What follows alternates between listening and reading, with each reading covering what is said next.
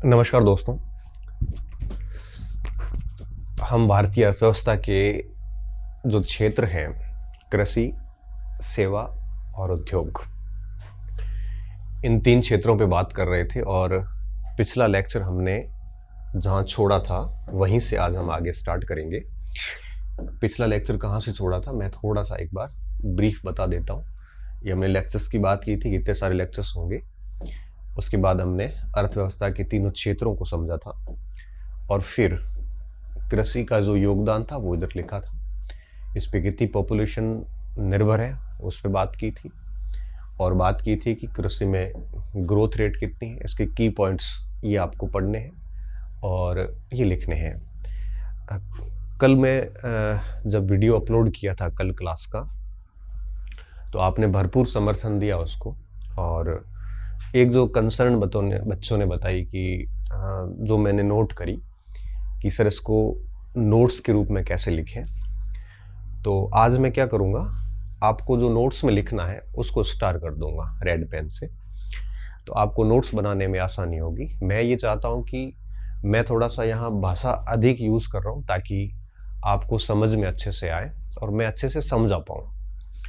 परंतु आपको अपने नोट्स जो है वो 15 से 20 पेज के रेडी करने हैं तीनों टॉपिक के, ताकि एग्ज़ाम में आपको अच्छे से रिवीजन कर सको। ठीक है, आप पीडीएफ पे डिपेंड मत रहो, क्योंकि पीडीएफ आएगी, प्रिंट करोगे, वो उसमें पेज भी अधिक होंगे, डेफिनेटली 50-60 पेज हो जाएंगे। इससे अच्छा है कि आप है वो मैं जो स्टार लगा लेता हूँ उसको आप लिख लेना और वे बिंदु आप तैयार कर लेना। तो 15 से 20 पेज आपके हाथ के लिखे हुए होंगे, तो वो आंकड़े आपको याद करने में आसानी रहेगी। ठीक है, आज अपन थोड़ा सा ये करेंगे। कल का जो था वो तो वैसे मैंने कह ही दिया था आपको, तो ये सारी बातें हमने कल पढ़ ली थी और आज हम बात करने जा रहे हैं, यहाँ से शुरू करेंगे।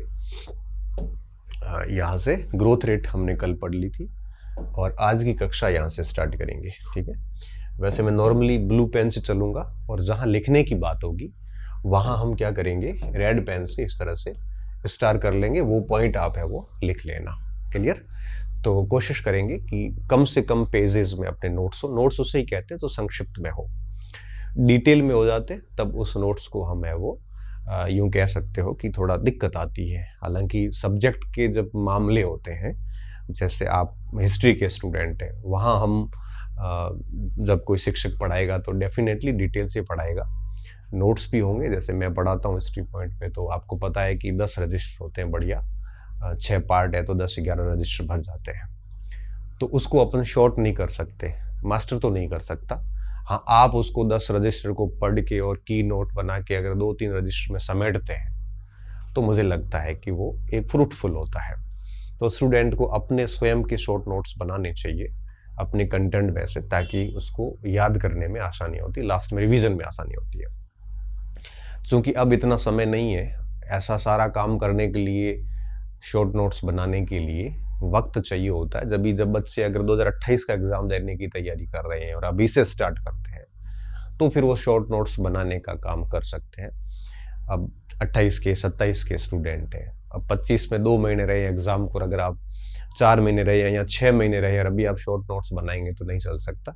हाँ ठीक है, ऐसा कोई सेगमेंट है जो जिसमें 15-20 पेज के नोट्स हैं, 1 घंटे क्लास से बन जाते हैं, तो ठीक है वो कर लेना चाहिए। इकोनॉमिक्स का आप कर लेना ऐसे, इकोनॉमिक्स वगैरह का। ठीक है, हम बात को शुरू करने जा रहे हैं। तो कल जहाँ छोड़ा वहाँ से स्टार्ट कर रहे हैं। ठीक है, अब बात ये थी कि जो कृषि और संबंध क्षेत्र है, संबंध क्षेत्र में देखो मछली पालन भी आ जाता है, संबंध क्षेत्र में पशुपालन भी आ जाता है, खनन भी आ जाता है और बहुत सारे क्षेत्र आते हैं। आगे अपन इस पे बात भी करेंगे। तो अगर आपसे कोई ये प्रश्न करे कि कृषि और संबंध क्षेत्र में भारतीय इकोनॉमी में योगदान देने के मामले में अग्रणी राज्य कौन से हैं, कौन से राज्य अग्रणी रहे हैं, वानिकी और लॉगिंग को छोड़कर अगर देखें, और 11 और 12 का अगर आंकड़ा देखें, 2011-12 से 20-21 लगभग 10 वर्षों का अगर आंकड़ा देखें, तो कृषि और संबंध क्षेत्र जो है इनमें 3 राज्यों के अंदर काफ़ी चीज़ें हमें प्रदर्शनकारी के रूप में देखने को मिली। आंध्र प्रदेश, मध्य प्रदेश और तमिलनाडु। अब आपसे ये प्रश्न परीक्षक कैसे पूछ सकता है कि 2021 के पिछले दशक तक या 11-12 से 20-21 के बीच में अगर आप इंटरेस्ट रेट लेवल पर राज्यों के बीच में तुलना करते हैं, ये शब्द हटा देंगे, वो 11-12 से 20-21 के बीच में कृषि और संबंध क्षेत्र में निम्नलिखित में से कौन सा राज्य सबसे अग्रणी रहा, या निम्नलिखित को क्रमवार व्यवस्थित कीजिए। फिर ये 3 राज्य आ जाएंगे और 2-3-1, 1-2-3 ऐसे प्रश्न आ सकता है, या सिंगल भी आ सकता है। ठीक है, तो इसको आपको ऐसे कैसे लिख लेना है, मैं स्टार कर रहा हूं इसके लिए। ठीक है, तो स्टार में क्या करोगे, आप ये एग्जिटिस लिखोगे कि इसमें ये शब्द वाली आप मत लिखो, इसके लिखने की जरूरत नहीं रहेगी आपको। हाँ, ये जरूर लिखो कि 2011-12 से 20-21 के बीच में कृषि और संबंध क्षेत्र में निम्न राज्य अग्रणी रहे।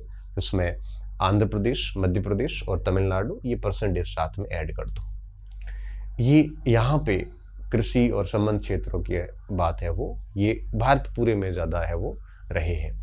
अब ऐसा क्यों हुआ यहाँ पे, क्योंकि देखो यहाँ पे फिशरीज भी हो जाती है, यहाँ पे आपके मानसूनी वर्षा भी काफ़ी ठीक ठीक रहती है, यहाँ पे नदियाँ भी बहुत है, तो डेफिनेटली खेती भी बहुत होती है, यहाँ पे भूमि भी बड़ी उपजाऊ है। अब कृषि कहाँ अधिक होगी, कृषि वहाँ अधिक होगी जहाँ पे आपके मृदा उपजाऊ हो, जहाँ पे आपके किसान बड़ा जागरूक हो, तकनीकी का प्रयोग हो, पानी की आपके कोई कमी नहीं हो। ऐसे सारे क्षेत्रों में खेती अधिक होती है और इन स्टेट में सच में ये ज़्यादा है। यहाँ राजस्थान का नाम नहीं आ पाएगा। क्यों नहीं आ पाएगा, क्योंकि राजस्थान का जो वेस्टर्न इलाका है, हमारा जो इधर वाला क्षेत्र है, अरावली के पश्चिम वाला एरिया, अगर आप शेखावाटी को छोड़ दो तो बाकी क्षेत्रों में बड़ी खराब स्थिति है, क्योंकि भौम जल भी बड़ा नीचे है और नहरी जल भी ऊपर, आप गंगानगर हनुमानगढ़ को छोड़ दो तो बाकी सिंचाई के लिए इतना उपलब्ध नहीं है, बारिश भी बहुत कम होती है, तो वहाँ पे इसका योगदान नहीं है। इन क्षेत्रों में किसी भी प्रकार की कमी नहीं है। अब अगर इन तीनों में भी देखें तो सबसे अधिक यहाँ पे किन क्षेत्रों में परिवर्तन देखने को मिले, तो अगर आप पैदावार की बात करोगे तो इन राज्यों में ज्वार के प्रति विविधता लाई गई है फसलों के प्रति। मध्य प्रदेश में मूंग और तमिलनाडु ने मक्का, इनमें ज़्यादा इन्होंने बोया है और पहले ये कुछ अलग फसलें बोते थे, इन्होंने इन क्षेत्रों में फसलों में क्रॉप्स में परिवर्तन किया है। देखिए, फसलों की विविधता बहुत ज़रूरी होती है, इसे अपन क्रॉप रोटेशन कहते हैं। ठीक है, ये क्यों ज़रूरी होती है, क्योंकि क्रॉप रोटेशन, सस्यावर्तन भी कह सकते हो आप इसको, सस्यावर्तन, क्रॉप रोटेशन का मतलब ये होता है कि बदल बदल के फसलों को बोना। जरूरी क्यों होता है, क्योंकि कुछ फसलें मिट्टी के अंदर जो खनिज तत्व होते हैं, कुछ फसलें कुछ खनिज तत्वों को ले लेती है तो उनकी कमी आ जाती है मृदा के अंदर। तो कुछ ऐसी फसलें होती है, जैसे कोई नाइट्रोजन को ग्रहण कर लेता है, तो एक ही फसल कंटिन्यू बोओगे तो एक आधा तत्व जो है, पोषक तत्व, हमेशा के लिए कम हो जाता है और मिट्टी खराब हो जाती है। तो फसलें भी क्या होती है कि अलग अलग प्रकार के खनिज तत्वों को, पोषक तत्वों को ग्रहण करती है, कुछ पोषक तत्व देती भी है। तो बदल बदल कर बोने से क्या होता है कि फसलों की जो आपके पोषक तत्वों की जो रिचनेस है वो बनी रहती है। तो कुछ कम होते हैं तो कुछ अधिक हो जाते हैं। जैसे दालें बोते हैं तो दालें जो है वो नाइट्रोजन देती है, तो क्या होता है कि भूमि का उपजाऊपन बना रहता है और भूमि की जो पोषक तत्व है मिट्टी के अंदर, उन पोषक तत्वों की रिचनेस बनी रहती है, तो मृदा उपजाऊ बनी रहती है। तो इनमें इन्होंने इसका किया, ये ऐसा लिखने की जरूरत नहीं है। हाँ, इसको आप नोट करके डाल देना, तो इससे आपको समझ में आ जाएगी कि एपी, एमपी और तमिलनाडु ये अग्रणी रहे हैं वानिकी और लॉगिंग को छोड़कर। ठीक है, वानिकी का मतलब होता है आपके फॉरेस्ट्री, जिसमें फॉरेस्ट लगाए जाते हैं, उनको छोड़ दो, बाकी क्षेत्र। आगे क्या देखते हैं, अब देखो, इसके बावजूद भी अगर अपन देखें, अब ये तो 3 स्टेट का हमने देख लिया, और भारत के अंदर बाकी जितने भी स्टेट हैं उनमें भी और इन 3 स्टेट में भी अभी भी बहुत सुधार की गुंजाइश है। अगर आप विश्व स्तरीय तुलना करोगे तो हमारे देश के राज्यों में अभी भी बहुत सारी सुधार की गुंजाइश है। अभी भी हम वैश्विक औसत की तुलना में उत्पादकता बढ़ाने और पैदावार के अंतर को कम करने की बहुत सारी संभावनाएं बनी हुई है। हम अभी भी इसमें बहुत बढ़िया और कर सकते हैं। अब फ्यूचर की ओर देखोगे तो लोगों का खान पान बदल रहा है, लोगों का जीवन स्तर जो है वो बदल रहा है। इनको अगर अपन देखते हैं तो कृषि क्षेत्र के विकास पथ को ये कैसे प्रभावित करेगा। तो आय में वृद्धि हो गई है, तो ये भी हमें इस विचार की ओर देखना चाहिए कि भविष्य की ओर देखते हुए ये विचार करना भी बड़ा महत्वपूर्ण हो गया है अभी कि आय की वृद्धि के कारण लोगों के खान पान की प्राथमिकताएं बदल गई है। गरीब व्यक्ति होता था तो वो दाल रोटी में काम चला लेता था। आज लोगों के पास पैसे बढ़ गए हैं तो वो विभिन्न प्रकार के रेस्टोरेंट में जाते हैं। रेस्टोरेंट में वहाँ पे आपके कोई चाइनीज, आपके इंटरकॉन्टिनेंटल फूड्स का यूज़ करते हैं। तो उनके लिए अलग अलग टाइप के क्रॉप्स की आवश्यकता होती है। नहीं तो सामान्य गेहूं और चावल में चल जाता है, बाजरे में चल जाता है। यहाँ पे पैसे बढ़ने के साथ लोगों की खाने की चॉइस बदल जाती है। तो फसलें जो है वो अलग अलग पैदा करने की ओर हमें ध्यान रखना पड़ेगा अभी आगे। गैर खाद्यान्नों, विशेष रूप से बागवानी में फ्रूट्स हो गए, वेजिटेबल्स हो गई, फ्लावर्स हो गए, फूल हो गए, पशुधन, मत्स्य पालन की खपत भी महत्वपूर्ण होगी। तो ये सारी बातें लिखने की नहीं है, बस समझने की है। परीक्षाओं में जनरली आ जाता है तो समझ आधारित प्रश्न होता है, तो हमें ये नहीं लिखा हुआ होता है तब भी हम उसका उत्तर निकाल सकते हैं। अब आप कहोगे सर जब नहीं लिखना है तो पीपीटी पे क्यों लाए? क्योंकि मैं समझा सकूं आराम से आपको, आपकी समझ में एक बार आ जाता है तो लिखने की आवश्यकता नहीं है। एग्जाम हॉल में आप उसके ऑप्शंस को देख के आराम से आंसर निकाल सकते हैं। नहीं तो ये पहलू आपके दिमाग से बिल्कुल बाहर रहेगा। अगर मैं नहीं ले आता तो पहलू बाहर रह जाता, और ये एक एस्पेक्ट्स बाहर रह जाता है तो मान लो अगर ऐसा समझ आधारित प्रश्न आता है तो आपको उत्तर करने में थोड़ी सी दिक्कत होती है। इसलिए मुझे यह पहलू भी आपके सामने रखना है। मैं कहता हूँ ना कि नोट्स बहुत डिटेल में नहीं होने चाहिए इकोनॉमिक्स जैसे सब्जेक्ट्स में, और हमें कौन सा तथ्य ध्यान रखना है वो लिख लेना है, बाकी समझना ही होता है। पूरी आर्थिक समीक्षा जितनी भी है 350 पेज की है। 350 पेज की आर्थिक समीक्षा को हम 40-50 पेज में समेट सकते हैं, लगभग 70-80 पेज में समेट सकते हैं, सवाल आ जाएगा उसमें। बाकी की जितनी भी बातें हैं वो सारी समझने की है, तो उसको समझ लिया, बस छोड़ दो उसको। ये सारी बातें ऐसी हैं जो हर आर्थिक समीक्षा में समान रहेगी। 23-24 की समीक्षा देखोगे या 24-25 की या 26-27 की, ये लैंग्वेज सेम रहेगी, परंतु आंकड़े कौन से चेंज हो जाते हैं? आंकड़े ये चेंज हो जाते हैं, वो परीक्षा के लिए हमारे लिए महत्वपूर्ण होते हैं। ये बात आपको ध्यान रखनी है। आगे देखिए, ये ठीक है, ये तो संभावनाएं और कुछ बातें की गई है सर्वे के अंदर, ठीक है। आगे देखते हैं। अब गवर्नमेंट कह रही है कि इन चीज़ों पे हमें, जैसे उच्च मूल्य वाली जो वस्तुएं हैं कुछ जल्दी नष्ट हो जाती है, उनको देखते हुए उत्पादन के बाद भी, जैसे कई बार दिक्कत कहाँ आती है, प्रोडक्शन हो गया, जैसे टमाटर है, प्रोडक्शन कर लिया, इसके बाद अगर इफेक्टिव मैनेजमेंट नहीं है और बढ़िया मार्केटिंग एक प्रकार से इंफ्रास्ट्रक्चर नहीं है तो वो फसलें खराब हो जाती हैं। तो हमें उत्पादन के बाद में भी ट्रांसपोर्टेशन प्रॉपर होना चाहिए, अच्छी सड़कें होनी चाहिए, कोल्ड स्टोरेज होने चाहिए, ताकि किसान की जैसे ही फसल उत्पादन हुई वो फसल आपके मार्केट तक त्वरित रूप से पहुंच सके और वहाँ खराब नहीं हो। बाकी हम इंडिया में देखते हैं ना कि किसानों को कई बार फसलें महंगी पड़ जाती है उल्टे, तो वो ऐसे ही सड़क पे गिरा देते हैं। तो इसमें सर्वे में क्या लिखा है कि ऐसी हाई वैल्यू वस्तुएं हैं तो हमें उनके लिए अच्छा बुनियादी ढांचा भी विकसित करना ज़रूरी है। साथ में ये जो गैर खाद्यान्न है इनकी खपत बढ़ रही है लगातार, तो इन पे भी हमें ध्यान देने की आवश्यकताएं है। ये सारे पॉइंट समझने के, इसमें मैं रेड स्टार नहीं कर रहा हूँ, मतलब इनको लिखना नहीं है। हाँ, अगर आपको लगता है कि ये 4-5 पॉइंट शॉर्ट में डाल दूँ तो ये अंडरलाइन जो कर देता हूँ, ये पॉइंट आप ऐड कर सकते हो, लेकिन परीक्षा में ये पॉइंट्स नहीं आएंगे, ठीक है। अब ये जो प्रयास मैंने आगे बताए, इन प्रयासों को विभिन्न जो आपके किसान संगठन जितने भी हैं, कोऑपरेटिव समितियां जितनी भी हैं, सेल्फ हेल्प ग्रुप जितने भी हैं, छोटे किसानों को जो निजी क्षेत्रों में निवेश की जो महत्वपूर्ण है, ये सारे के सारे लोग सपोर्ट करते हैं, तब जाके ये होता है। इनको भी लिखने की आवश्यकता नहीं है। अब ये पॉइंट थोड़ा सा महत्वपूर्ण है, यहाँ आपको एक अपन स्टार्ट करेंगे। आगे अपने एक टेबल दी हुई, उस टेबल मॉडल के जरिए समझेंगे। ये 2011-12 से लेकर और 21-22 10 दशक की वृद्धि है। तो इस दशक में किस में कितनी वृद्धि हुई, ये सारे संबंध क्षेत्र हैं, और इनमें किस में कितनी वृद्धि हुई, ये आंकड़ा आपको याद रखना है। इसको अपन इस जगह समझेंगे, ठीक है। तो अगर आपसे पूछे कि कृषि और संबंध क्षेत्रों में ग्रोथ रेट का आरोही क्रम या अवरोही क्रम समझाइए। देखिए, सबसे अधिक ग्रोथ हुई है फिशरीज में। फिशरी मतलब होता है मत्स्य पालन। कितनी हुई है? 8.7% ग्रोथ हुई है 10 वर्षों के अंदर। ये चक्रवृद्धि वार्षिक वृद्धि दर है, जिसमें क्या होता है कि साल का इनिशियल में उत्पादन वैल्यू कितनी है प्रथम महीने की और लास्ट महीने की, उसका परसेंटेज निकाला जाता है, ठीक है।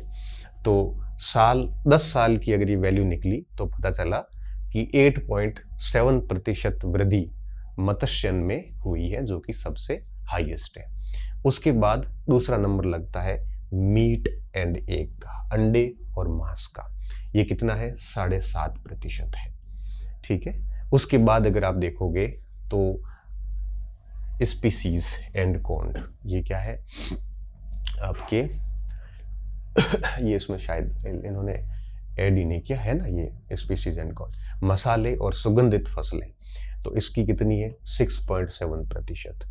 ये कृषि का कितना आ जाता है? 3.6%। सबसे कम इसमें किसका है? 1.9 ऑयल सीड का है। तो आप क्या करोगे? इसको लिखोगे, और बिल्कुल कैसे लिखोगे, इसकी एक टेबल बना देना। ये लिखने योग्य है। इसको आपको कैसे लिखना है? 1 नंबर से लेकर और सारे लिख लेना, और फिर टॉप के कृषि तक 3, 4, 5 टॉप के याद करना, लास्ट का याद कर लेना।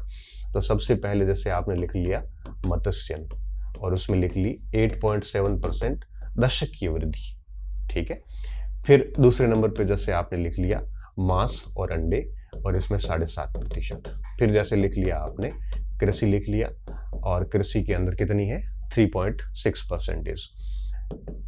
ये आंकड़ा आपको याद करना है, ये याद करने योग्य है। ये प्रश्न कैसे आता है? निम्नलिखित में से ग्रोथ रेट लिखिए। दशक की ग्रोथ रेट सबसे अधिक किसकी रही?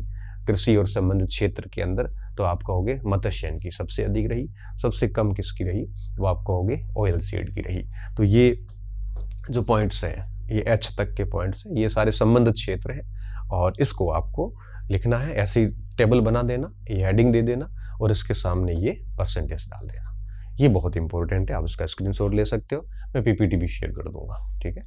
आगे बढ़ते हैं। अब देखिए, यहाँ पे हमें क्या ध्यान रखना है। सरकार कृषकों के संबंध में 2016 में गवर्नमेंट ने एक घोषणा की थी, और जिसमें सरकार ने कहा था कि हम किसानों की आय को डबल करेंगे। आय को दुगुनी करने की एक घोषणा थी। कब की थी? 2016 के अंदर। अब देखो, ये आप एक लिख लेना इस बात को कि किसानों की आय डबल करने की घोषणा 2016 में की गई थी। अब बात ये है कि ये डबल आय होगी कैसे, किसानों की आय डबल करने का तरीका क्या है। अब उसको आपको लिखना कैसे है? आप सीधा ये सब लिखने के बाद में सीधी एक हेडिंग दोगे कि किसानों की आय को डबल करने की घोषणा 2016 में की गई, यह निम्न उपायों के द्वारा की जाएगी, ठीक है। आगे क्या करना है?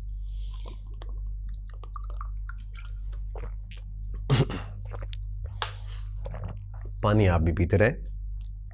मेरे इतिहास क्लास के अंदर जो ऑनलाइन क्लासेस हैं, लगभग 1000 के आसपास, तो बच्चे मुझे मैसेज करते हैं, सर आपने केवल पढ़ाना नहीं सिखाया, केवल इतिहास को जीना ही नहीं सिखाया, केवल इतिहास का सरलीकरण ही नहीं किया, बल्कि हमें आपने पानी पीना भी सिखाया। जनरली हम पढ़ने बैठते हैं तो भूल जाते हैं कि भाई पानी पीना भूल जाते हैं, जो कि बॉडी के लिए ज़रूरी भी है। बॉडी का सबसे बड़ा हिस्सा पानी से ही बना हुआ है। तो मैं पढ़ते पढ़ते पानी पीता हूँ, तो बच्ची भी साथ में, जिन्होंने हज़ार हज़ार घंटे सुना है तो डेफिनेटली उनकी आदतें भी वैसी हो जाती है। तो ये सुनने को मिलता था। कई बार स्टूडेंट ऐसी भी शिकायत करते थे कि सर पानी पीते हो गले से आवाज़ आती है तो हम डिस्ट्रैक्ट होते हैं। मैंने कहा भाई ये गज़ब डिस्ट्रैक्ट होते हैं। फिर मैं कोशिश करता था कि नहीं पीऊँ, लेकिन फिर सोचता हूँ कि लोगों के देखने से, लोगों के कहने से मैं मेरी आदतें क्यों बदलूँ जो सही आदतें हैं। क्योंकि आप सारी दुनिया को कंसिडर करोगे, सीरियस लोगे ना तो आप मर जाओगे, क्योंकि पूरी दुनिया सीरियस लेने योग्य नहीं होती। आप इग्नोर मारिए, सीरियस उनको लीजिए जो आपको लगता है कि हाँ ये सजेशन मेरे लिए सही है, वो अपना लो। आप उस बात को, उस व्यक्ति को, उसके भाव को गंभीरता से लो, तो आप में पूर्णता की ओर आप प्रस्थान करते हैं, व्यक्तित्व में अच्छे अच्छे सुधार आते हैं। अगर आप हर किसी को सीरियस लोगे ना, जो सीरियस लेने को डिजर्व नहीं करता, जो योग्य नहीं है, तो आप जिंदगी से परेशान हो जाओगे, ना खुश रहोगे। क्योंकि कोई भी व्यक्ति कुछ भी कहेगा आप उसको सीरियस लोगे, फिर परेशान होगे, इसको मेरे को ऐसे कैसे कह दिया, और फिर आप तनाव में रहेंगे, बहुत ओवर थिंकिंग करेंगे, पढ़ाई होगी नहीं, आपकी एनर्जी खराब होगी। इसलिए ये बात हमेशा ध्यान रखें कि सीरियस उसी व्यक्ति को ले जो आपको लगता है कि सीरियस लेने योग्य है, आपको लगता है कि इसकी बातें बड़ी प्रभावी है और ये बातें आपके जीवन को अच्छी दिशा में ले जाएगी, आपको और परिष्कृत करेगी। क्योंकि कोई व्यक्ति पूर्ण तो होता नहीं है, ऐसे व्यक्ति को सीरियस ले। बाकी दुनिया में हर किसी को सीरियस नहीं लेना होता है, हजारों में से कोई एक आधा व्यक्ति होता है जो सीरियस लेने योग्य है। ठीक है, इसलिए फिर मैंने भी उन लोगों को सीरियस नहीं लेता और मैं पानी पी लेता हूँ। अब ये आदत है मेरी। तो अब इसको देखते हैं। तो आय दुगुनी करने के लिए गवर्नमेंट क्या प्रयास कर रही है, देखिए। इन्होंने कहा है कि हम फसल और पशुधन उत्पादकता में सुधार करेंगे। ये मैं पॉइंट 1 2 3 4 नंबर लिख रहा हूँ, आप भी ऐसे लिख लेना। उत्पादकता, प्रोडक्टिविटी, मैंने कहा ना कि एक खेत के अंदर कुल कितना उत्पादन हुआ उसे हम उस खेत की उत्पादकता कहते हैं। पंजाब की उत्पादकता अधिक है वनिष्पत, राजस्थान के और मारवाड़ के इलाकों की, क्योंकि यहाँ पे एक खेत में उतना उत्पादन नहीं होता जितना कि पंजाब में होता है। क्यों? क्योंकि वहाँ तकनीकी यूज़ करते हैं, वहाँ फर्टिलाइज़र यूज़ करते हैं, वहाँ पे आपके किसान भी बड़े समृद्ध हैं, पानी की कोई कमी नहीं है, नहरी क्षेत्र है और मृदा भी उपजाऊ है। उत्पादकता में सुधार करना और साथ में ये उच्च मूल्य वाली जो फसलें हैं में विविधता लाने के संबंध में काम करना और संधारणीय उत्पादन उद्यमों को अपनाने के लिए प्रतिबद्ध है।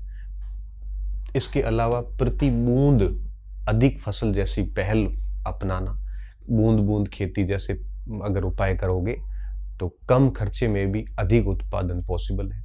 तो खर्चा कम होगा, उत्पादन अधिक होगा तो आय अपने आप बढ़ जाती है। इसके अलावा जैविक उर्वरकों का उपयोग शामिल करना।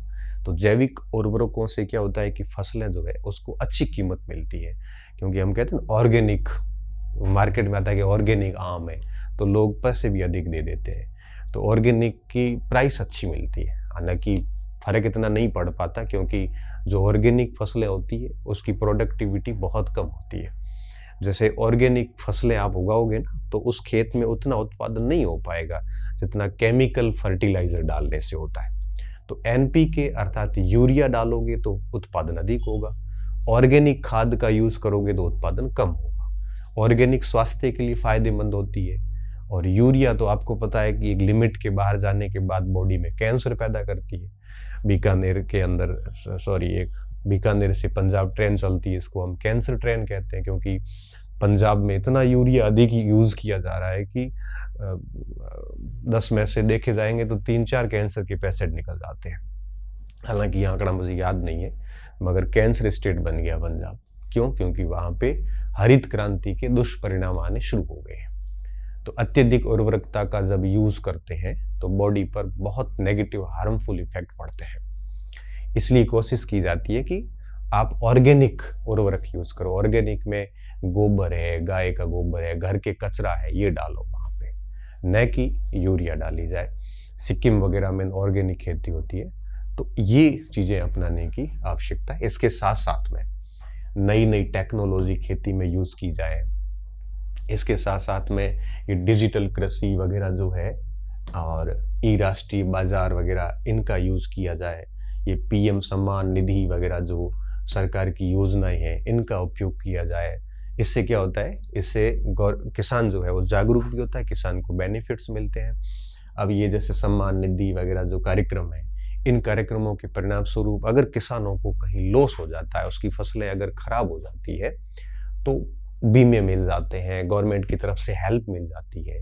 और इन सारे उपायों से अल्टीमेटली होता ये है कि किसानों की आय बढ़ जाती है। और चूंकि किसानों की आय को ही हमें डबल करना है तो ये सारे उपाय किए जा सकते हैं जिससे किसानों की आय डबल हो जाएगी।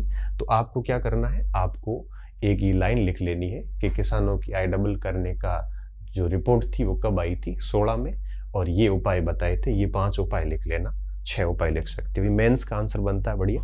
और प्री में भी पूछ सकते हैं कि निम्नलिखित में से कौन से उपाय जो है किसानों की आय को दुगुनी करने के लिए सरकार के प्राथमिकता में है।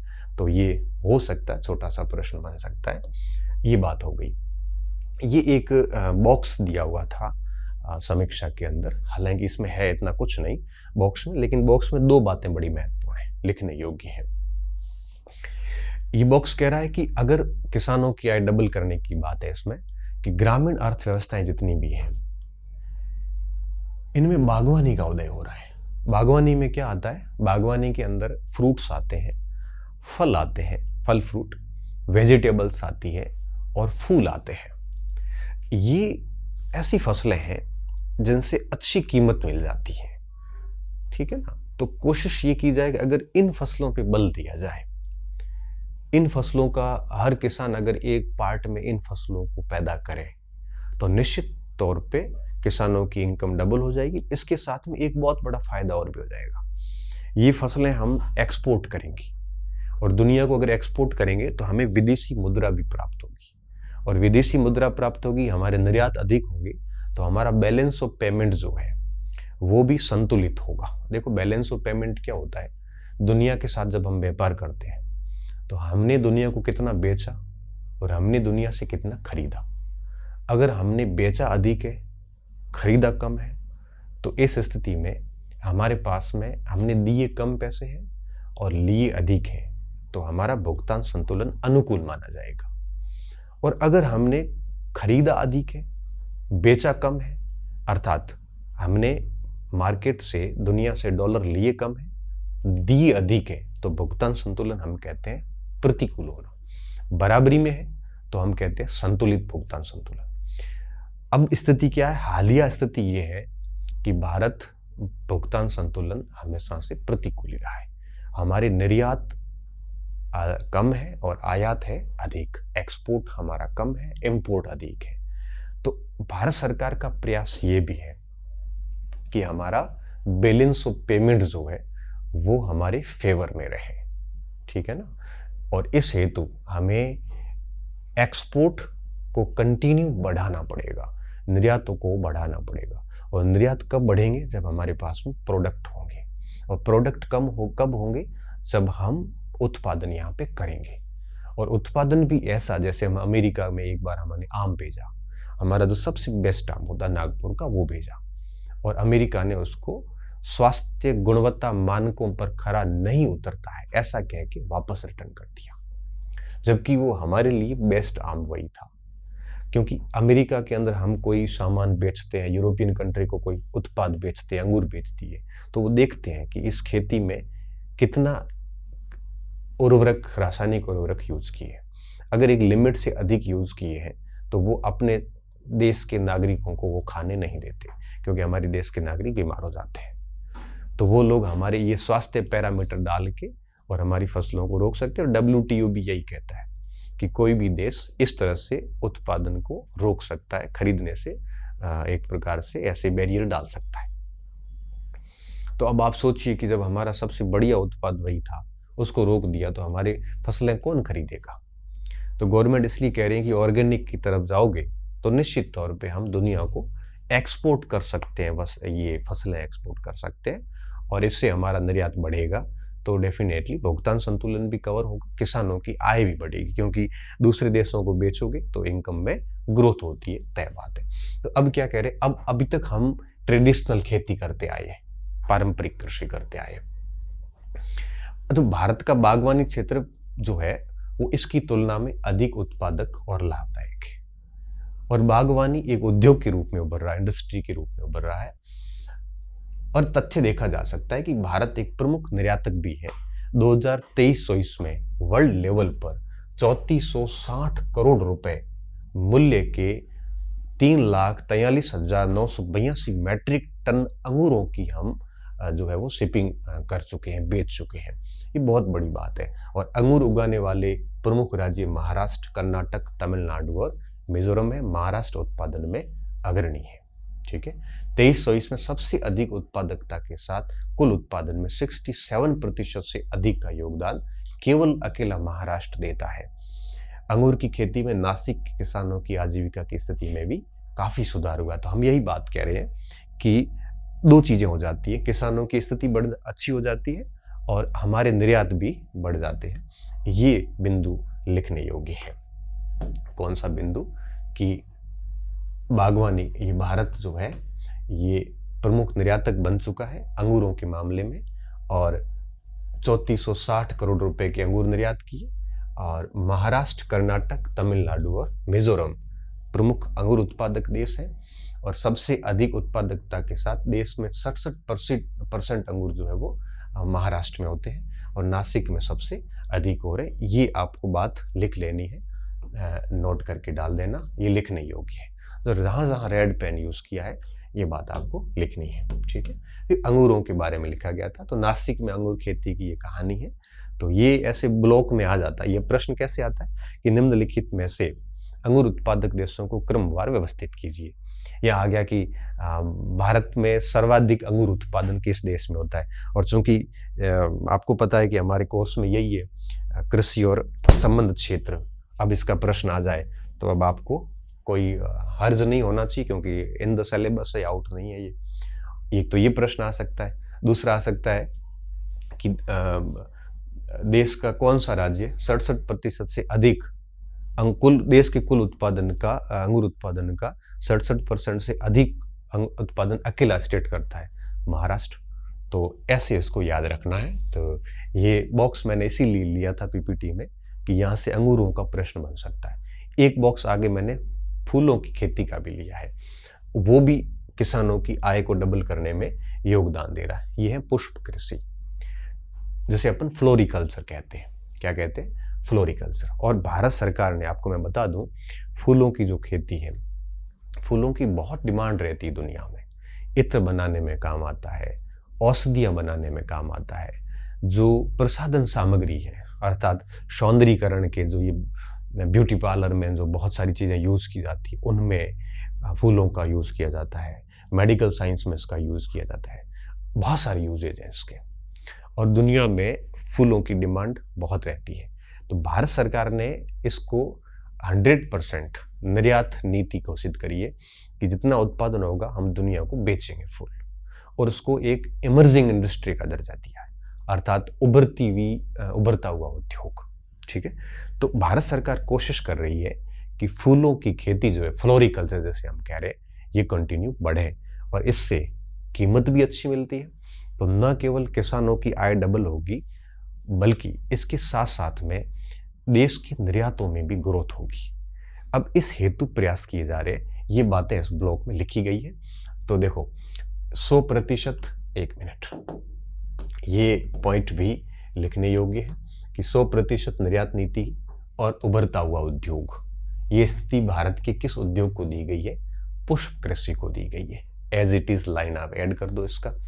ठीक है, इसके अलावा इसमें कोई भी बात लिखने योग्य नहीं है, केवल इतना सा लिखना है। अब पढ़ के हम समझ लेते हैं। वैश्विक स्तर पर फूलों की मांग बढ़ रही है, मैंने आपको ये बात बता दी, और इस बढ़ती हुई मांग से प्रेरित होके, इंस्पायर होके, पुष्प कृषि एक महत्वपूर्ण वाणिज्यिक उद्योग के रूप में विकसित हो रहा है। तो वैसे उभरता उद्योग बात आ गई। वाणिज्यिक, ये सारी cut flower production, loose flower. देखो ये 2 टाइप की खेती होती है, एक ढीले फूल और एक आपके टाइट फूल या बिना कटे हुए, ये सारे के सारे फूलों की खेती के टाइप्स वगैरह है जो आपको याद रखने की ज़्यादा ज़रूरत नहीं है।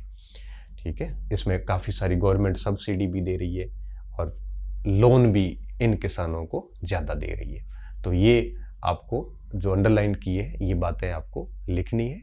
क्या लिखना है कि पुष्प कृषि 100% एक्सपोर्ट पॉलिसी पे है, ये उभरता हुआ उद्योग है, दुनिया में इसकी डिमांड अधिक है, गवर्नमेंट ऑफ इंडिया इसके लिए सब्सिडी भी देती है और लोन भी देती है ताकि पुष्प खेती को बढ़ाया जा सके। अगर आप आगे जाके देखोगे तो महाराष्ट्र और तमिलनाडु जो है,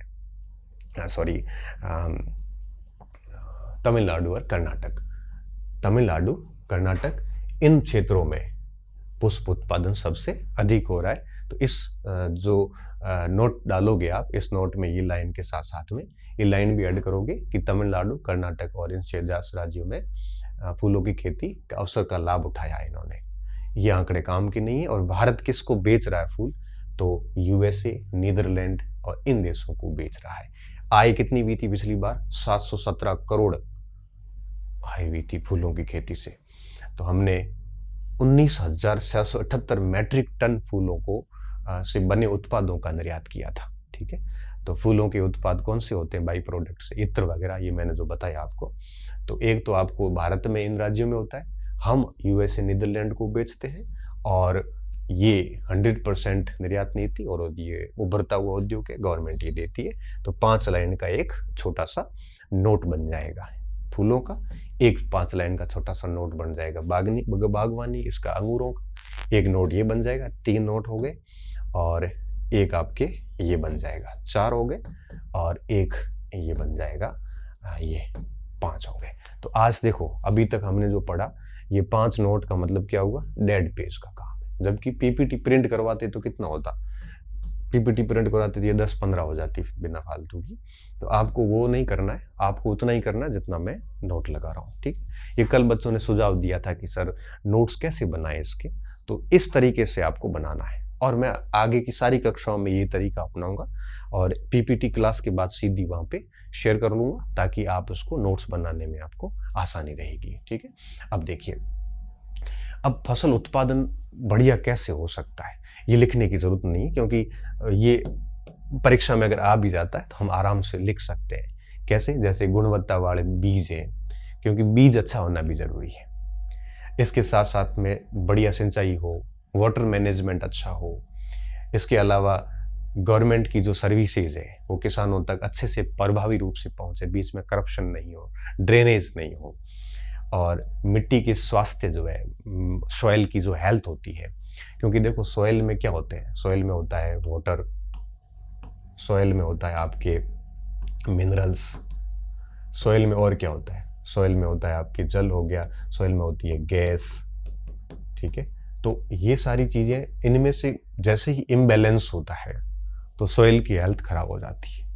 और अगर आप अवैज्ञानिक तरीकों से खेती करोगे, अगर किसान जागरूक नहीं है, पढ़ा लिखा नहीं है, किसान अगर बड़े पारंपरिक तरीकों से, पारंपरिक तरीके वैसे अच्छे थे, हम पहले जब खेती करते थे तो आपने देखा होगा कि हम बहुविध फसलें यूज करते हैं। जैसे अब मैं बाड़मेर जैसलमेर की इधर की बात करूं तो यहाँ पे हम क्या करते हैं कि जैसे ग्वार बो दिया तो ग्वार के साथ में हमने साथ में मतीरे डाल दिए, हमने साथ में मूंग मोट डाल देते हैं। इससे क्या होता है? फसल का विविधीकरण होता है। इससे क्या होता है?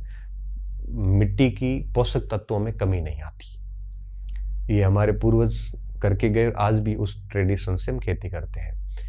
साथ साथ में हर साल हम फसल चेंज करते हैं और खेत जोतते हैं तो इस टाइप से जोतते हैं, फिर इधर से आपके वापस ऐसे ले आ जाते हैं। अगले साल जब खेत जोतते हैं तो इस टाइप से जोतते हैं ताकि ये अवनाली का अपर्दन नहीं हो, गुल्ली इरोजन नहीं हो।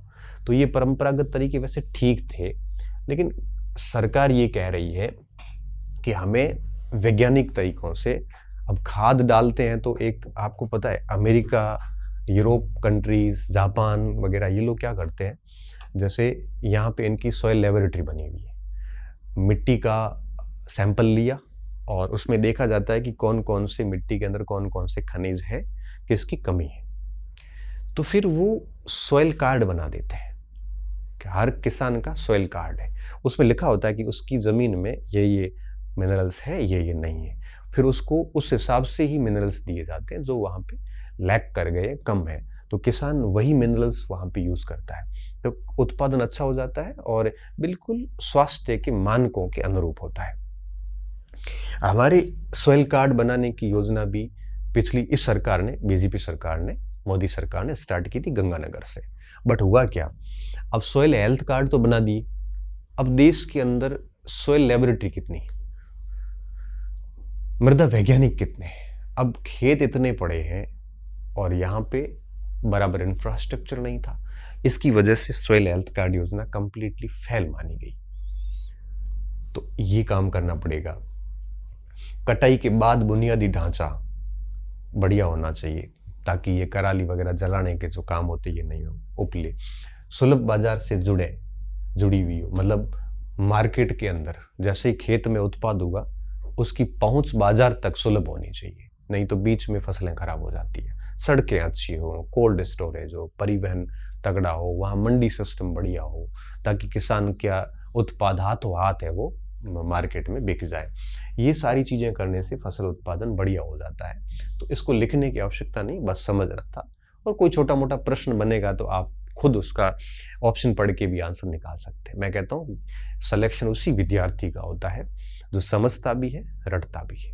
रटना वो होता है जहाँ रटने योग्य है। जैसे अब जैसे कोई ये आंकड़ा रट लिया, ये बिंदु रट लिया कि भाई हाँ जैसे ये बिंदु था, हमने बहुत सारी चीजें आगे देखी है, अब ये आंकड़ा है तो ये आंकड़ा रटना ही पड़ेगा, ठीक है। साथ में समझना क्या था वो आपको पता है, उन चीजों को जैसे ये चीजें समझ ली। तो विद्यार्थी वही सिलेक्शन ले लेते हैं जो समझदार होते हैं, जो रटना भी जानते हैं, समझना भी जानते हैं, किसको रटना है ये भी जानते हैं, क्या चीजें समझने की वो समझते हैं। रटने वाले बिंदु नोट्स में बना लेते हैं, समझने वाले बिंदु दिमाग में होते हैं, और दिमाग आंख सब खोल के पढ़ते हैं। तो होता हुआ है कि फिर हम बढ़िया अच्छा एक रिजल्ट दे देते हैं। नहीं तो क्या होता है कि अंधाधुंध पढ़ाई कर रहे हैं मूर्खों की तरह, बिल्कुल ऐसी पढ़ाई काम की नहीं होती। पढ़िए, साथ में याद करिए। मैं कहता हूँ जब कोई चीज विषय वस्तु लेके बैठे हैं, अब जैसे ये समीक्षा के 15-20 पेज के नोट्स बना दिया आपने, अब आप उसको पढ़िए, पढ़ के उसको मेमोराइज करिए बिना देखे। कंटेंट पे आपकी डिपेंडेंसी कम से कम होनी चाहिए रिवीजन के समय। जितनी डिपेंडेंसी कम होगी उतना आप परीक्षा में एक्यूरेसी अच्छी आएगी। अब आपको छोटे छोटे तथ्य के लिए अगर अपना कंटेंट देखना पड़ रहा है, इसका मतलब यही हुआ ना कि आपको याद तो है नहीं, बस देखते हो तो लगता याद है, लेकिन जैसे बंद करी तो याद नहीं आ रहा है, तो फिर वहां से एक्यूरेसी कैसे आएगी? फिर आपको हर दो ऑप्शन में आप कंफ्यूज होंगे। इसलिए कोशिश करिए कि आपकी निर्भरता कम से कम हो उस कंटेंट के ऊपर रिवीजन के समय, ऐसे याद हो आपको, ऐसी कोशिश करो आप। तो ये बिंदु समझने के थे। आगे बढ़ते हैं। ये प्रमुख फसलों के उत्पाद बताइए कि किस फसल का कितना उत्पाद है। गवर्नमेंट ने प्रयासों के द्वारा ये हुआ है, तो ज़्यादा लोड लेने वाली बात नहीं है और इसमें कुछ याद रखने जैसा भी नहीं है। अब देखिए, हम टाइम इसलिए देख रहे हैं कि क्लास मैं नहीं चाहता कि 1-1.5 घंटे से अधिक हो, क्योंकि शुरुआती 2-4 क्लासें छोटी होगी तो आपकी एक समझ बन जाएगी, आप फ्लो में आ जाएगी, आप मोमेंटम ले लेंगे, फिर एक बड़ी क्लास ले लेंगे तो कृषि क्षेत्र एक, इसके बाद मैं कृषि बजट भी साथ में लेके आऊँगा। पहले अभी समीक्षा चल रही है, जैसे समीक्षा पूरी हो जाएगी फिर कृषि बजट में कृषि के लिए क्या क्या ऑप्शंस थे वो कर देंगे, फिर ये टॉपिक पूरा हो जाएगा।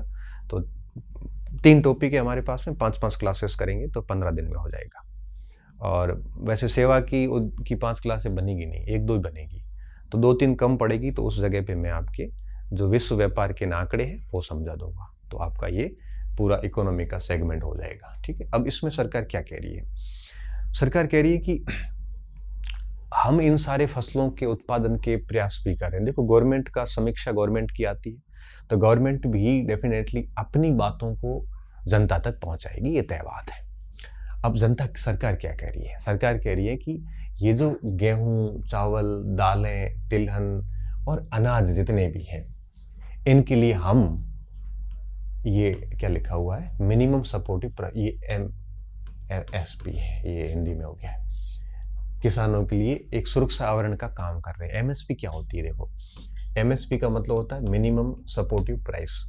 इसका अगर आपको बहुत डिटेल से समझना है तो आज से 5 साल पहले मैंने एक वीडियो बनाया था, पूरा MSP एंड पूरी कृषि टर्म जितनी भी आती है उस पर, क्योंकि उस समय दिल्ली के अंदर किसान आंदोलन हुआ था, कोविड से पहले की बात है, और लगभग 1.5-2 घंटे की क्लास है वो। अभी भी यूट्यूब के अंदर अपलोड है, आप उसमें प्लेलिस्ट में जाके देखोगे तो करंट इश्यूज नाम से प्लेलिस्ट है शायद, वहाँ पे अपलोड है। उसको आप सुनोगे ना तो आपको MSP के बारे में बहुत बढ़िया से मैंने समझाया था। वो मेरी पहली क्लास थी कंटेंट को लेके, हालांकि इतना अच्छे से नहीं बोल पाया था, मगर हाँ वो बढ़िया रिकॉर्ड किया हुआ है। हालांकि इतने लोगों ने नहीं सुना उसको ज़्यादा, उस समय हम इतने कह सकते हो कि बच्चों के प्रिय नहीं थे, इतने आप तक हमारी पहुंच नहीं थी। तो वहाँ आप सुन के MSP वगैरह सुन सकते हो। उसमें वो L2 के लिए बहुत ज़्यादा फायदेमंद क्लास है। उसमें आपको MSP की पूरी जानकारी मिलेगी, स्वामीनाथन आयोग, हरित क्रांति, और ये सार्वजनिक वितरण प्रणालियाँ क्या है, ये सारा CACP क्या है, ये पार्ट है आपके L2 के अंदर, इकोनॉमिक्स के अंदर, वो सारा का सारा उसमें पढ़ाया हुआ है। ठीक है, वो आप एक बार देख लेना।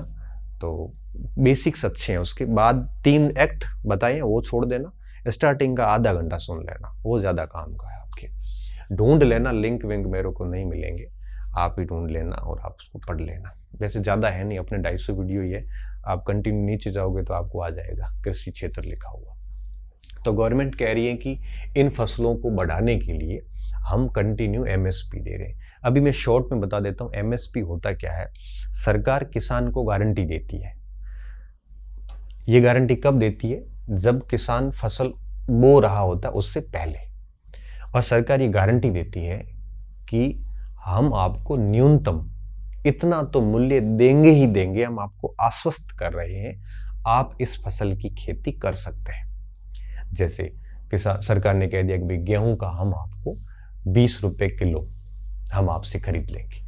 अगर मान लो आपका मार्केट में नहीं बिकता है गेहूं, अच्छी कीमत नहीं मिल रही है, मान लो 10-15 रुपए मिल रहे हैं, तो 20 रुपए से, मतलब मैं एक उदाहरण दे रहा हूं, इस मूल्य पे तो हम आपका ले लेंगे, आप आश्वस्त रहिए, आप खेती करिए। ये C2 फॉर्मूले पे बेस पे होता है, C2 + 50% होता है, मेरे हिसाब से यही फॉर्मूला है। मैंने बहुत पहले पढ़ा रखा, उस वीडियो में भी है वहाँ पे। मतलब जितनी भी कॉस्ट आती है फसल को पैदा करने की, जितनी भी लागत आती है, उस लागत का 50% प्लस लागत ऐड कर दो और उसकी MSP दी जाती है गवर्नमेंट के द्वारा, तो उसको हम MSP बोलते हैं। ये किसानों को आश्वस्त किया जाता है। गवर्नमेंट जब भी किसी फसल का उत्पादन बढ़ाना चाहती है तो उसकी MSP दे देती है, ताकि किसान निडर होकर खेती करता, ताकि मान लो बाद में जब उत्पादन होगा और उस समय अगर मार्केट की उस फसल की रेट गिरी हुई होगी तो फिर किसान बर्बाद हो जाएगा ना, क्योंकि उसकी लागत भी कवर नहीं हो पाएगी, मेहनत तो गई। इसलिए किसानों को आश्वस्त करने के लिए फसल बोने से पहले, खरीफ से पहले, रबी से पहले, गवर्नमेंट किसानों को अश्योर करती है कि इतना हम दे देंगे, आप करिए। अगर मार्केट में आपको बढ़िया रेट मिले तो आप मार्केट में बेच देना। अगर मार्केट डाउन हो और आपको मार्केट में लागत भी वसूल नहीं हो रही है, हम आपको देंगे लागत प्लस 50%, और जो भी वो MSP सेट की हुई होती है वो दे देंगे। ये 22 फसलों के ऊपर है अभी इन दिनों MSP देती है गवर्नमेंट। अभी बीच में किसान संगठनों की डिमांड यही तो थी कि MSP को आप संविधान के अंदर डाल दो। गवर्नमेंट कह रही है कि मार्केट की चीज़ों को हम कॉन्स्टिट्यूशन में नहीं ला सकते, अधिकार नहीं दे सकते, क्योंकि अगर इसमें ये डाल देंगे तो फिर चीज़ें बहुत बिगड़ जाएगी।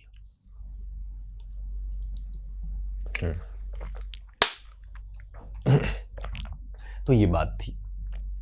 तो MSP गवर्नमेंट देती है, और फिर गवर्नमेंट उस MSP पे अगर किसानों को मार्केट में रेट नहीं मिल रही है तो गवर्नमेंट खरीदती है, और फिर गवर्नमेंट FCI के गोदामों में वगैरह में अनाज रखती है।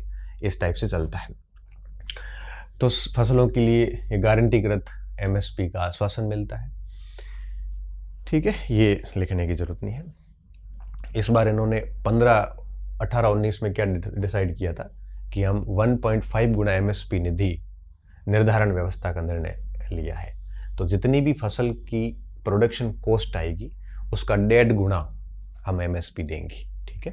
जैसे पर किलो मान लो कि किसान के 100 बोरी, जैसे 100 क्विंटल आपके हुआ उत्पादन हुआ, और 100 क्विंटल उत्पादन में किसान को कितना खर्चा आया, वो सारा खर्चा काउंट करके पर किलो कितना खर्चा आया, उसे कहते हैं प्रोडक्शन कॉस्ट। जो भी खर्चा आया उसका 1.5 गुना, मान लो 1 किलो गेहूं के उत्पादन में किसान को 10 रुपये खर्चा आया, तो उसका 1.5 गुना कितना हो गया, 1.5 गुने का मतलब हो गया 15 और। तो हम उसको 10 + 15 25 रुपये किलो से गेहूं खरीद लेंगे मिनिमम। अगर मार्केट में उसको 40 मिल रहे हैं या 26 मिल रहे हैं तो मार्केट में बेचे, अगर मार्केट में इससे कम मिल रहा है तो आप हमें भी दे देना। ये हम 1.5 गुने का निर्णय लिया है इसने, गवर्नमेंट ने। ये देख लेना, ये पूछ लेते हैं कई बार कि गवर्नमेंट कितना एमएसपी देती है, तो आपको ये लाइन लिख लेनी पूरी। उत्पादन लागत का कम से कम 1.5 गुना एमएसपी निर्धारण किया गया है। ये लाइन महत्वपूर्ण है। आगे बढ़ते हैं। इसके अलावा गवर्नमेंट ने और भी काम किए हैं, जैसे अरहर के लिए एमएसपी कितनी की है, उत्पादन की लागत का 59% है, बाजरा के लिए 77% है, मसूर के लिए 89% वृद्धि हुई है, रेपसीड के लिए 98% वृद्धि हुई है। मतलब क्या था, अरहर के संबंध में 2025 की अगर बात करें तो एमएसपी, पिछली जो एमएसपी थी उसमें 59% वृद्धि की है 24 की तुलना में, बाजरे में 77%, मसूर में 89%। जिस फसल की एमएसपी सरकार बढ़ाना चाहे,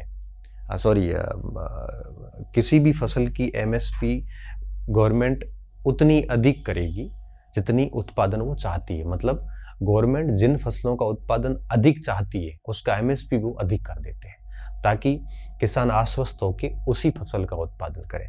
तो अब देखो, एमएसपी जो होती है ना, ये एमएसपी अगर गवर्नमेंट अधिक कब करती है, अधिक तो निश्चित तौर पे फसल उत्पादन अधिक।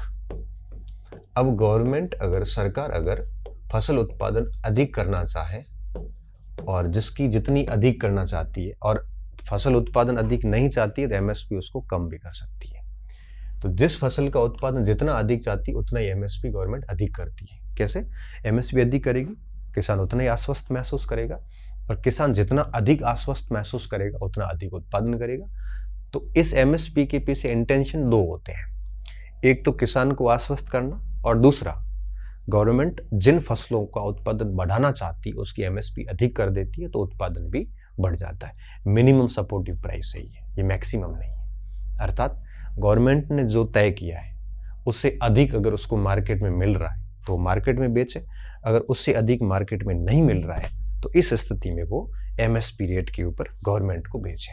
अगर यहाँ दिक्कत है, दिक्कत क्या है कि किसान सीधा मंडी पहुंचता है, वहाँ पे आड़ती आते हैं, दलाल किसान और खरीदने वाले के बीच में आ जाते हैं, वो अपना कमीशन ले लेते हैं और ज़्यादा कुछ मिलता नहीं है। किसान वैसे ही इतना समझदार किसान भी नहीं है, पढ़ा लिखा नहीं है। ये सारी बातें थी एमएसपी को लेके। तो आप कहोगे सर ये लिखना है कि नहीं लिखना है, तो ये लिखने के बाद में फिर ये लिख लेना कि 2025 में इसमें एमएसपी में इन की वृद्धि की गई, इतनी वृद्धि की गई। अपन लिख, लाल पेन जहां यूज किए वो आपको लिखना है।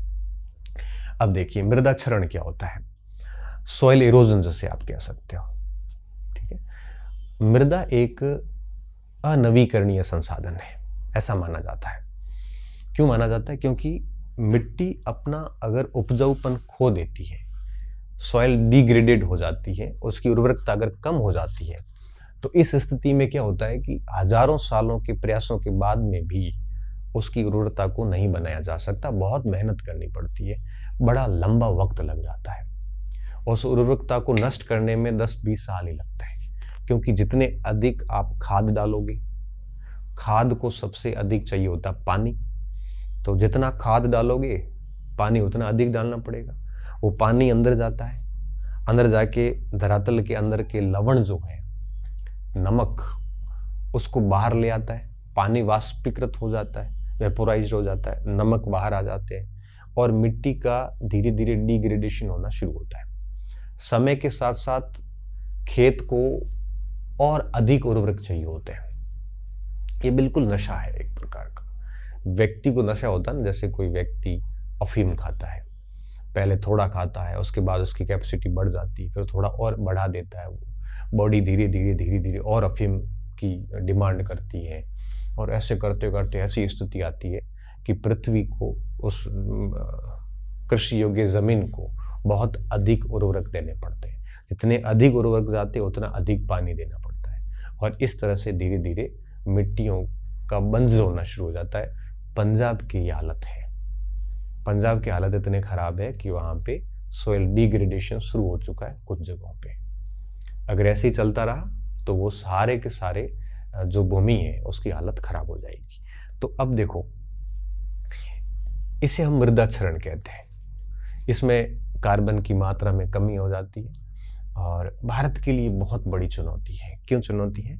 क्योंकि किसान अभी भी इतने साइंटिफिक नहीं है, और वो अधिक उत्पादन की चाह में बड़ी संख्या में, बड़ी मात्रा में यूरिया डाल देता है। तो मृदा स्वास्थ्य की जो ये गिरावट है, यह मिट्टी की फर्टिलिटी जो है उस पे, प्रोडक्टिविटी पे बहुत नेगेटिव प्रभाव डाल रही है। और आपको पता है कि जब सॉइल का हेल्थ ही खराब हो जाएगी तो उसकी उर्वरकता वैसे ही कम होती जाएगी, मतलब उत्पादन करने की क्षमता, उर्वरकता का मतलब क्या होता है? उत्पादन करने की क्षमता कम होती जाएगी। कितना उत्पादन होता है उसे प्रोडक्टिविटी कहते हैं, वो भी कम हो जाएगी। इन पर नेगेटिव इफेक्ट पड़ते हैं।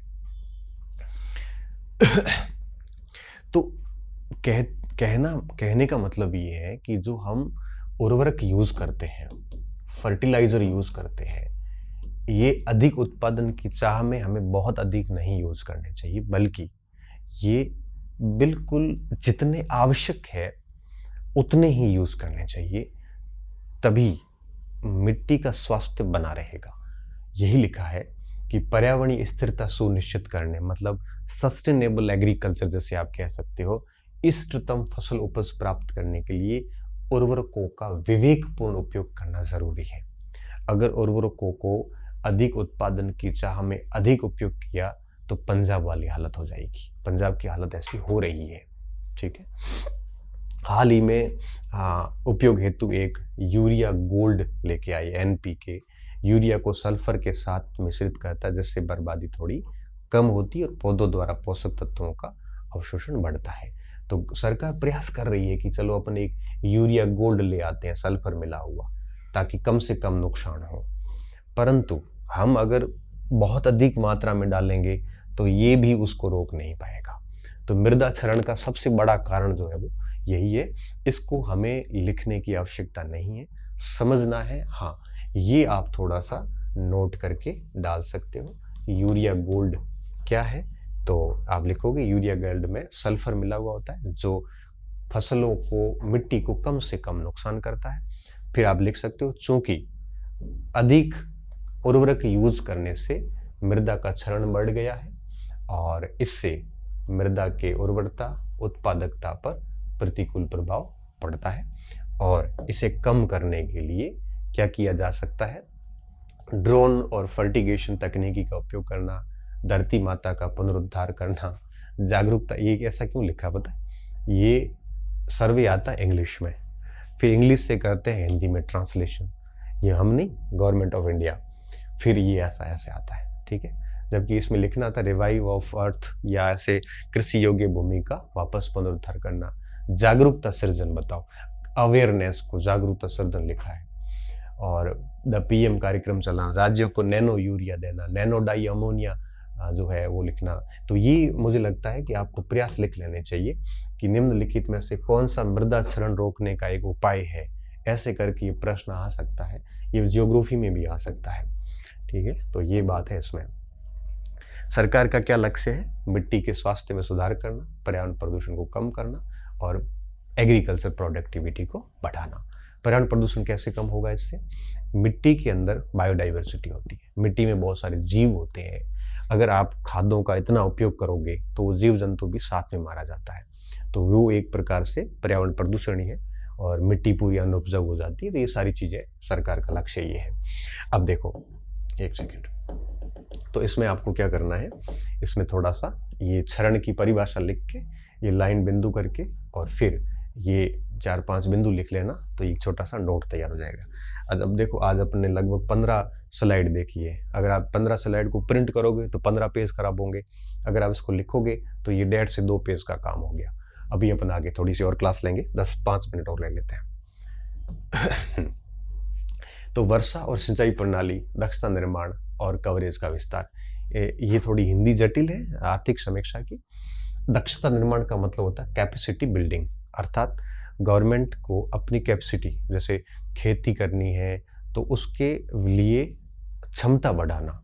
आज जैसे 100 टन की कैपेसिटी है तो बढ़ा के 150 टन करना, से कैपेसिटी बिल्डिंग कहते हैं।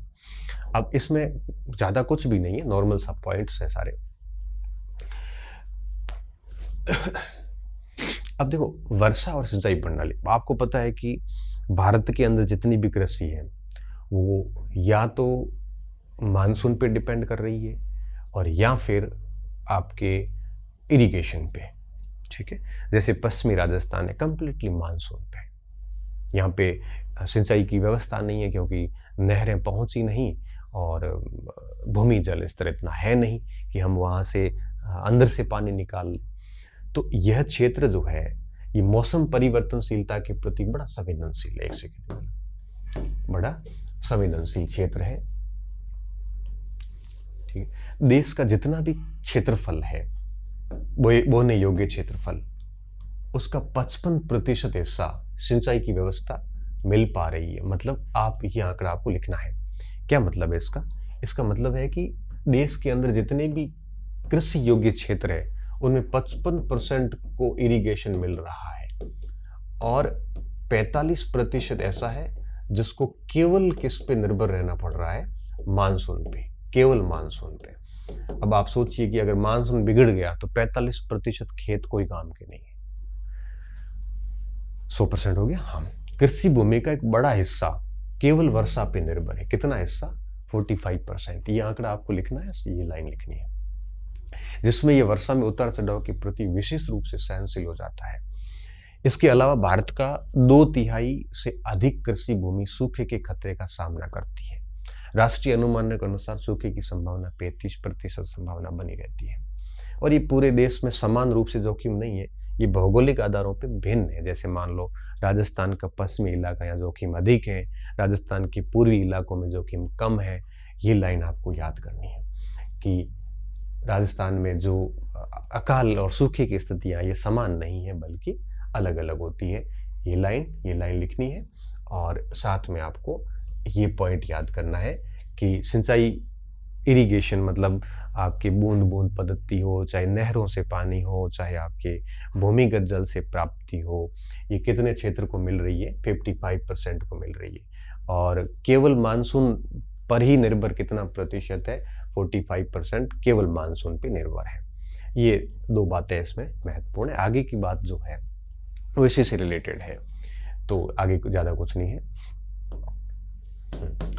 शुष्क आर्द्र क्षेत्रों में सूखे की संभावना कम है क्योंकि शुष्क जो आर्द्र क्षेत्र है वहाँ पे 20% के आसपास संभावना रहती है। शुष्क क्षेत्र है वहाँ 40%। आर्द्र है तो डेफिनेटली बारिश अधिक होती है वहाँ पे, और एक केवल शुष्क है तो बारिश कम होती है, तो यहाँ अकाल की स्थितियाँ अधिक रहती है। ये एक सामान्य समझ की बात है। इस तरह की असमानता सूखे के जोखिम को कम करने और समाप्त करने के लिए विशिष्ट कार्य नीतियों का जोर देती है। इसमें कुछ ज्यादा नहीं है।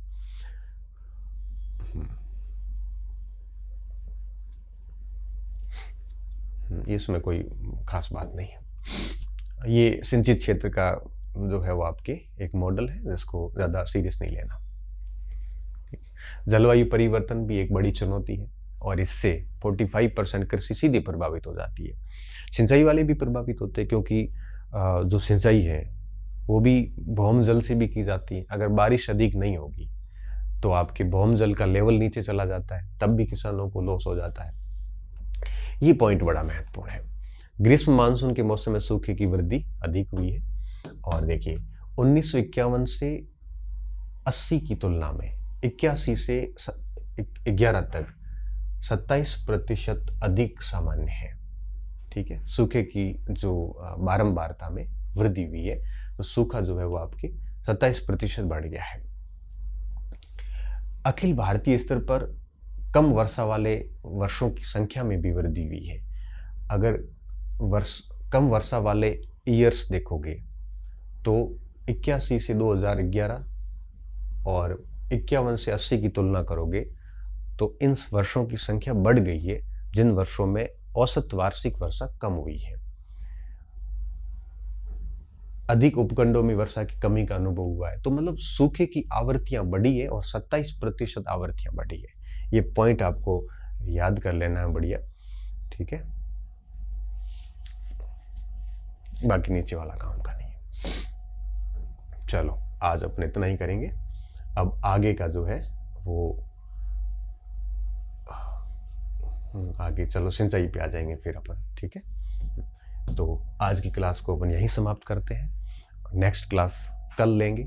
इसी तरह से आप प्रेम दिखाते रहिए, समर्थन दिखाते रहिए और हम बढ़िया तरीके से इकोनॉमी का ये सेगमेंट पूरा कर लेंगे। आज हमने इस तरह से पढ़ा। और भी कोई सुझाव आपकी तरफ से हो या आपको लगता है कि ये किया जाना चाहिए तो मुझे बता देना कमेंट सेक्शन में।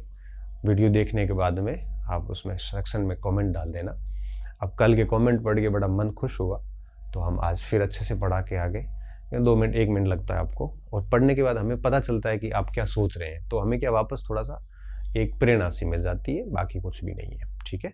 तो सुझाव भी देना और अप्रिशिएट भी कर लेना अगर ठीक लगा हो तो, ठीक है। अच्छा नहीं लग रहा हो तो मत देखना। बहुत बहुत धन्यवाद विद्यार्थियों। अच्छे रहिए, मस्त रहिए और पढ़ते रहिए।